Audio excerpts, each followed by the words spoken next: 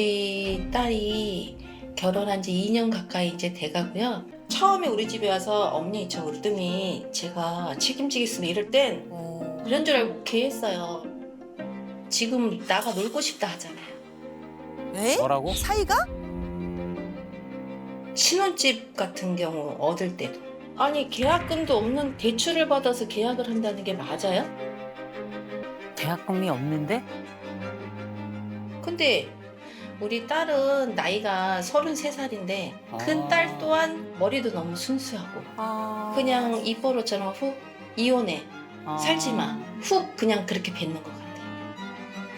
이건 현실이잖아요. 남편의 행동들이 다 마음에 안 들어요. 차라리 그냥 너 말대로 이혼하겠다. 이혼이라는 이 꼬리표를 계속 달고 다닐지언정 무조건 이혼해야 되겠다라는 생각을 해봐요. 저는 경기도 광주 살고 있는 29살 엄성진이라고 합니다. 저는 34살 이의선. 아니 근데 아까 영상에서 보니까 8억짜리 집을 구매하는데 뭔가 또 문제가 있다고 얘기를 하신 것 그러니까 무슨 같은데 대출 받아서 8억을 냈다 이게 무슨 말이에요? 그 내용 좀 자세하게 얘기해 주세요. 제가 모아둔 돈이 없어요. 없이 결혼을 했고. 아이의? 네. 네. 그래서 이제부터 좀 모으자라고 했는데 항상 하던 말이 내 집은 갖고 싶어. 이거였었거든요. 그래서 원래 이제 지금 계약한 아파트가 청약이 나왔을 때 미분양 뜰 거니까 그냥 기다려라 라고 했는데 미분양이 떴어요. 그래서 그러면은 우리 그냥 구경이나 한번 하러 가자라고 해서 구경을 하러 갔다가 계약까지 하고 온 거 같아요. 잠깐 8억짜리면은 계약금도 굉장히 어느 정도 내야 될 텐데 계약금 어떻게 했어요? 계약서 쓰고 이제 바로 1,000만 원 정도 계약금 냈어야 되는데 그 1,000만 원도 없었어요. 그래서 그때 이제 빌려서 이렇게 누가 빌렸어요? 아주버니 남편이 아주버님한테? 아 그러니까 형한테 빌린 네. 거예요? 아, 그래요? 사인은 누가 있어요? 공동명의. 자세히 나눴네. 그렇지 공동명의로 하긴 해야지. 그래서 한 달 안에 6,500을 또 내야 되거든요. 그렇죠. 10%를 내야 되니까. 근데 없잖아요. 네. 그래서 앞으로의 어떻게 계획을 좀 얘기를 해달라 했더니 대출 받으면 되지라고 하더라고요. 그러면서 캐피탈 얘기를 하더라고요. 캐피탈? 그 캐피탈 얘기를 하는데 제가 어떻게 가만히 있겠어요. 친정에 전화해서 이제 도와주셨죠. 친정 어머님이 근데 이 집 참 좋다. 형한테 전화 오면 1,000만 원이 나오고 엄마한테 전화 오면 막 돈이 막 쏟아져요. 근데 중요한 건 그게 다 빚이라는 거죠. 내 돈이 아니잖아요. 맞아요. 지금 빚이 얼마예요? 빚이요? 저는 빚이 없는데 예?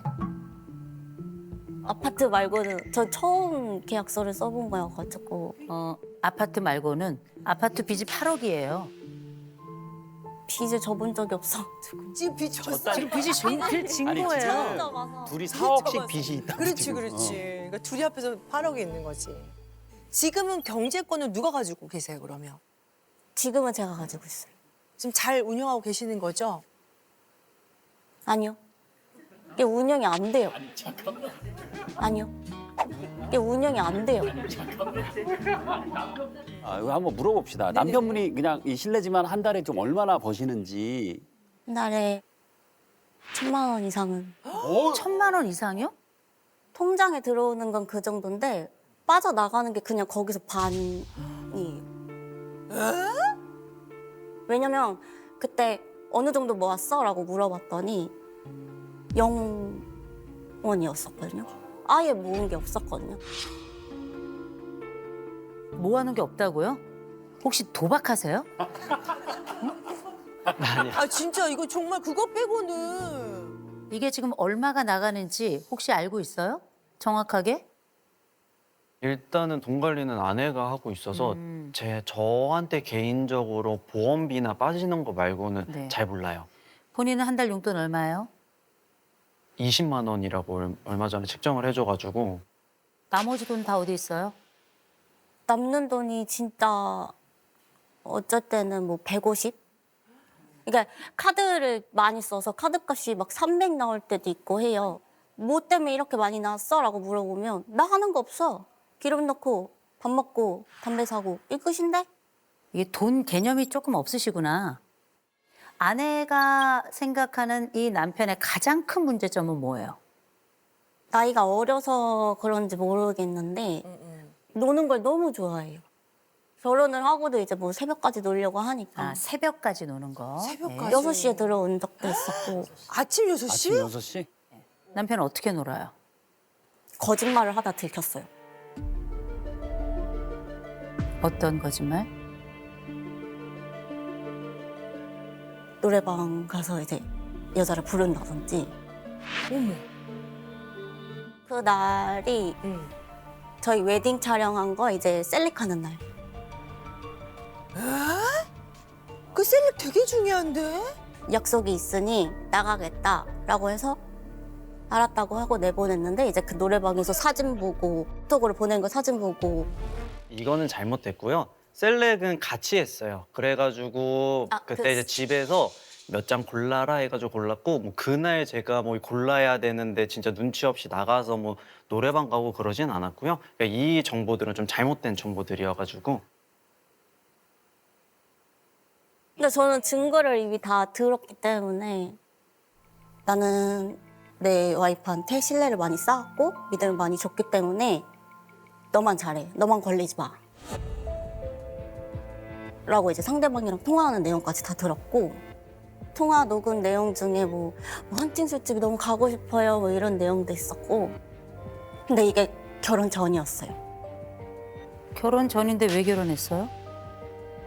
원래 이제 그걸 알게 되고 이혼보단 파혼이 낫다라고 해서 파혼을 하자고 했는데 각서를 이제 썼죠.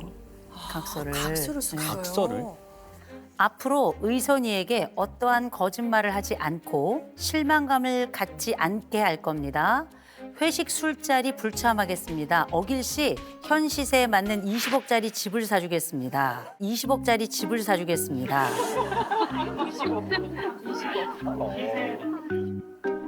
제가 볼 땐 이 각서가 거짓말이에요. 이 각서가. 왜냐하면 어떠한 거짓말을 하지 않고 이거 불가능하고요. 그럼요. 실망감을 갖지 않을 거다. 이미 실망했고요. 회식 술자리 불참은 어려울 거고요. 그리고 20억 이건 말이 안 돼요. 말도 안 되지. 응? 아내 얘기 쭉 들으면서 어땠어요? 조금 다르게 말을 하고 있다. 일단 사실 뭐 노래방 관련된 부분은 제가 간 것도 맞고 근데 이제 그게 뭐 회식이라고 하지만 간 거는 정말 잘못한 거니까 요거는 맞는데 나머지 뭐 아파트 계약부터 시작해서 경제권이 어떻고 요거에 관련돼서 사실 되게 말을 하고 싶었는데 그래도 좀 그러니까 아내가 조금 보여주기를 조금 그런 게 있는 것 같아요. 좀 사람들한테 과시하다. 예, 보여주는 게 있는 것 같아요. 그 나랑 나이대 비슷한 사람이 여기 계약하고 왔대라고 얘기를 하더니 아마 바로 다음 날인가 거기 상담받으러 가자고 예약해놨으니까 이때 나오라고 하는 거예요. 이제 캐피탈 얘기도 친정이나 다 저는 손벌리기가 너무 싫은 거예요. 책임 그냥 우리가 지자. 우리가 더 힘들어도 조금 더 돈을 어디서 빌려봐서 좀 더 최대한 해보자라고 얘기를 해서 그렇게까지 얘기가 나온 겁니다. 캐피탈까지 얘기 나온 예. 거예요. 그럼 그때 계약하기 사인하기 전에 이건 아닌 것 같아라고 딱 잘라 얘기하시죠 그러셨어. 그러니까. 그러니까 항상 의견들이 그냥 제가 딱 잘라 얘기를 하고 뭔가 얘기를 하면은 이게 싸움이 시작되고 끝은 이제 항상 아내가 이혼하자라고 얘기를 해버리니까 이혼하자라고 얘기를 해버리니까 제가 돈을 1년 동안 모았을 때 돈이 없었다라고 말을 한 거는 예를 들어 이제 백화점을 갔는데 아내가 춥대요. 뭐 겉옷을 안 입고 춥다고 가디건을 좀 하나 사달래요. 근데 우리가 뭐 흔히 말하는 뭐 10,000원, 20,000원짜리가 아니라 조금 이제 브랜드 있는 거를 이제 얘기를 하길래 그러면은 내가 아직 돈이 없으니 조금 더 돈을 모아서 차라리 더 좋은 걸 해주겠다라고 했는데 아니래요. 지금 백화점이 너무 추워서 지금 입어야 되겠다고 하고 이렇게 얘기를 해도 안 되니까 그래 내 아내 좋은 거 해주자. 그냥 이런 식으로 자꾸 하다 보니까 돈이 안 모여서 안 모였다. 예, 너가 지금 씀씀이가 안 좋으니까 이러지 않냐. 네, 제가 이제 두 분 얘기를 쭉 들으면서 어떤 생각이 들었냐면 아내 안 좋은 습관이 하나 있긴 있더라고요. 이혼에 이혼해. 아니 남편 입장에서도 이혼하고 싶은 마음이 들 수 있었을 것 같은데 이혼이라는 얘기는 남편은 또 안 하는 것 같아요. 네. 왜 안 해요? 저는 책임감이라고 좀 생각을 하는 게 어우, 그러셨구나. 검사는 다른 말을 해요. 우리 성진 씨는 인내력이 6점이에요. 남편의 인내력이 지금 6점이고요. 위험 회피가 0점이에요. 위험 회피가 0점이라고 하는 건 불안이 1%도 없다는 거예요. 이 남자는 브레이크 없는 스포츠카 같은 사람이에요. 왕! 이렇게 달려가요. 이거를 붙잡을 수 있는 사람이 없어요, 사실은. 지금 자국추구 점수가 74점, 꽤 높은 편이거든요. 자국추구 점수가 높은데 지금 불안이 0점이죠. 그러면 책임감에 대해서 얘기하기 어려울 거예요. 아내 점수도 만만치 않다는 거예요. 아내는 기본적으로 자국추구 점수는 낮아요. 그래서 안정을 추구하는 형이 맞거든요. 그때 이 아내가 불안이 99점이에요. 지금 이 집의 지표로만 딱 보죠. 그러면 남편은 위험 회피가 0점, 0이야. 아내는 위험 회피가 99점, 100점 가까이. 거의 전 인생이거든요. 응. 공포 제로하고 공포 덩어리가 만난 거예요. 이게 지금 사회적 민감성이 아내는 98점이고요. 남편은 96점이에요. 이게 뭐냐면 다른 사람들에게 공감을 계속 받고 내 감정이 충실히 맞춰줘야 되고 그리고 나라는 사람의 사랑을 받아야 되고 이런 지표라고 보시면 돼요. 근데 이 둘 다 너무 간절해. 그런데 이 둘이 다 이런 부분을 채워줄 역량이 안 돼요. 역량이 안 돼서 아내는 맨날 외로울 거예요. 남편은 내가 원하는 만큼 내 아내가 나를 충족시켜주지 않아요. 여러 가지 면에서. 그러니까 자꾸 겉돌기도 하는데 그건 아내의 문제가 아니라 본인이 가지고 있는 약간의 기질의 문제가 조금 있기도 있어요. 그래서 제가 이 말씀을 좀 드릴게요. 약속은 몇 가지 해야 될 것 같아요. 새벽에 들어오는 거. 이거는 애들이나 하는 짓이에요. 네. 두 번째, 언니들 나오는 그 노래방은 안 갔으면 좋겠고, 네. 그죠? 아내에게 불안을 주면 안 돼요. 네. 아내가 지금 눈물이 들어갔다 나갔다 들어갔다 나갔다를 해요. 아내가 굉장히 마음이 약하거든요. 그냥 또 한 가지, 제가 어렵게 생각하는 지점은 이제 형들이에요. 형, 바로 그 형. 그 형하고 만나면 좀 줄이시는 게 좋긴 할 것 같아요. 네네. 한 가지 제가 아내에게 부탁하고 싶은 게 있어요. 이혼이란 말 하지 말아요. 진짜. 이건 굉장히 중요한 거예요. 두 번째, 두 분 공동 통장은 가져야 돼요. 네. 서로에게 좀 명확하게 서로를 알고 보이자. 그리고 미래에 대한 계획도 좀 세우셔야 돼요. 아이는 언제쯤 갖자. 그 사이 우리 빚은 요렇게 매해 얼마씩 갚아가자라고 하는 계획을 선명하게 서로에게 보여서 서로의 계획이 서로의 희망이 될 수 있도록 그렇게 갔으면 좋겠습니다. 자기야, 나는 자기 약속대로 내가 이렇게 할게. 이렇게 서로 다짐을 좀 해주셔야 될 것 같아요. 새벽 3시 반 안으로 그냥 무조건 들어오기로 하고 여인들이 있는 건 얼씬도 안 할 거고 그다음에 우리가 이제 공동 통장을 만들어서 조금 더 이제 가계부나 이런 거를 조금 더 서로 볼 수 있도록 공유를 해야 되고 형은 그 연락 안 하고 있어 지금. 전화 왔는데요. 전화 오는 것만 받고 있고 내가 하지는 아니 않고 있어. 뭐야 그거는. 저희가 회사 사람이다 보니까 일적으로 이렇게 전화 올 때가 있어요. 이거 놀지는 않고 일적인 전화는 받아야 되니까. 그분과 유흥은 하지 말라는 거죠. 그죠? 그렇게 약속을 지금 해주신 거죠? 그럼요. 네, 좋습니다. 우리 남편 아내 한번 안아주세요. 안아주세요. 그렇게 남자답게. 그래.